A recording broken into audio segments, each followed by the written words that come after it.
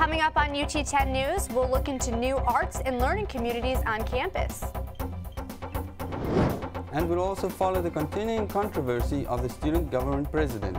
Plus, Paul Webb has your sports. Your news in 10 minutes starts now.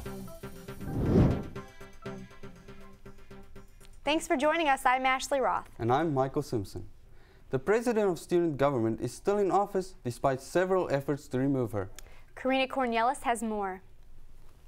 Crystal Weaver was cited for unethical behavior during student government and homecoming elections, which has led to several attempts to remove her from office. Senate had failed a final time to remove Crystal with a vote of 17-7 at January 26th Senate meeting.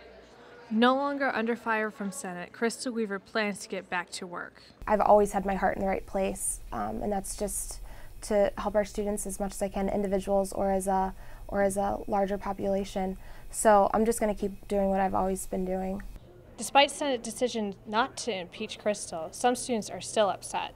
I see a fake girl who pretends to put on this next door neighbor girl act, and that's not her. Even though Crystal Weaver was not impeached, she still has a lot of work ahead of her to build trust with UT students again. This is Karina Cornelis with UT 10 News. UT medical students are reaching out to help the people of Haiti after one of their own was affected by the earthquake. When Jean Souffrant lost touch with his family, his fellow classmates decided to raise $10,000 for UNICEF. The Medical Honor Society is hosting several events February through March. Fourth-year medical student Will Schmitt is helping coordinate the fundraising. We're going to be running this bake sale, and throughout the whole month and probably into March we'll be selling wristbands. If you're interested in donating money or volunteering, contact 419-206-8375. There are many living and learning opportunities on campus. Sarah Rowley visited Ottawa East to look at one of them.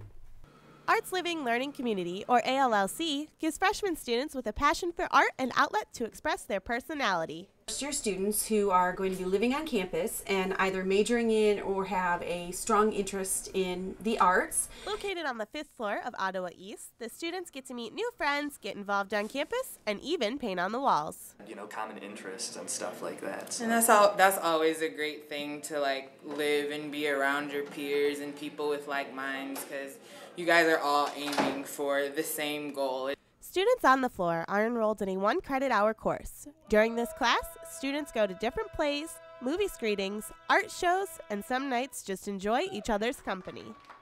The ALLC not only helps students with their academic skills, but their social skills as well. For UT 10 News, I'm Sarah Rowley. Thanks, Sarah. Well, the Rockets men's basketball team continues to lose on and off the court. Derek Lawson has more details on the struggling program. This season, the Rockets lost second-leading scorer Stephen Albright when he decided to transfer from the program. With Albright leaving the program, it only leaves 2 players from Coach Cross's first recruiting class. Stephen couldn't be reached for comment, but we talked to his father, Chuck Albright. In a phone interview, Chuck said, "The school is wonderful and the program has potential, but thinks the direction could be better." We were able to talk to Coach Cross, and he strongly believes in how he runs his program. I like the direction that we're going, and ultimately I brought here to rebuild and retool, and that's what we're doing. And the players that we have here right now, the players we're bringing in, are good students, good people, and good basketball players, and that's the direction we're going. And if he doesn't like that direction, then that's his opinion. Coach Cross believes with the right recruits in his system, he'll see more improvement and more success in the future. For UT 10 News, I'm Derek Lawson. 2 UT players are training to go to the NFL draft. Yes, and Jake Jones is here to tell us more. That's right, Michael and Ashley. I talked with Barry Church and Stephen Williams over the phone as they train for the NFL Combine. Williams will be leaving Toledo with school records in receptions and receiving yards, which used to belong to former Toledo and current NFL receiver Lance Moore.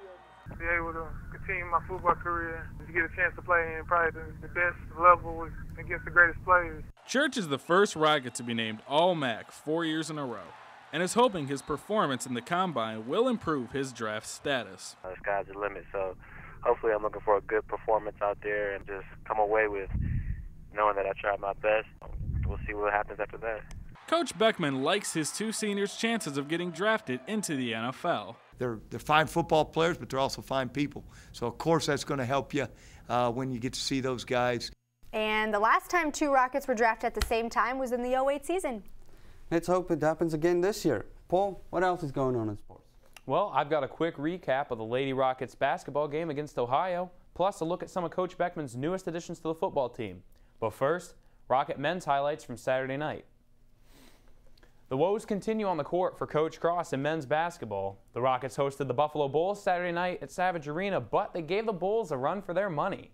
The Rockets were fired up early, and the emotion paid off with a strong start. Here, forward Justin Anajong starts off the game hitting a 3. He finished the game with 10 points. The strong start continued as freshman Jordan Dressler hits a layup. Dressler led all scorers, finishing with 19 points. And here, Josh Freelove gives the Rockets a 9-point lead, the biggest lead of the game. But Buffalo would battle back as Mitchell Watt tips in the buzzer beater. The Rockets held a 38-37 lead at the half. The men held on for a while as you see Jake Barnett hit this impossible circus shot. Barnett finished with 14 points on the night. But all good things must come to an end. Buffalo's Max Boudreau knocks down a jumper to give the Bulls the lead, a lead that they never lost. Buffalo runs out the clock and holds on to win 65-59. Coach Cross is hopeful that the team can turn it around down the stretch. I do make sure that I give our guys credit for being there to put ourselves in a position to win. We just have to get ourselves over the hump as a group in order to get those wins when it's crunch time. Well, some good news from the women's side. The Lady Rockets traveled to Athens on Saturday to try to bounce back from a tough loss to Kent State. And bounce back they did, laying a 76-54 beating on the Bobcats. The Rockets will be in action against Akron at home on Wednesday. And good news for Rocket football fans. Last Wednesday at Savage Arena, Coach Beckman introduced the 2010 recruiting class. Beckman brought in 26 recruits this year. Scout.com and Rivals.com, 2 of the nation's top recruiting services, ranked Toledo's recruiting class as #1 in the MAC. This class is also ranked better than 4 Big Ten schools. Coach Beckman is very excited about the young men joining the program. So we've recruited winners, young men that know how to win both academically, socially, and on the football field. We're excited about going out and recruiting winning-type football players. And finally, former Rocket receiver Lance Moore caught a 2-point conversion for the Saints in the Super Bowl. And that was an awesome catch. Congrats to the Saints again. Well, stay right there. We'll be back in a moment.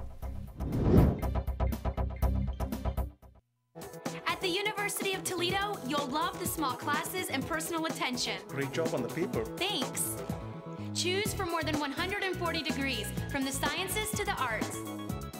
Plus, UT offers exciting career opportunities. Cool, I just got that internship. And our campus is amazing. See you at the game.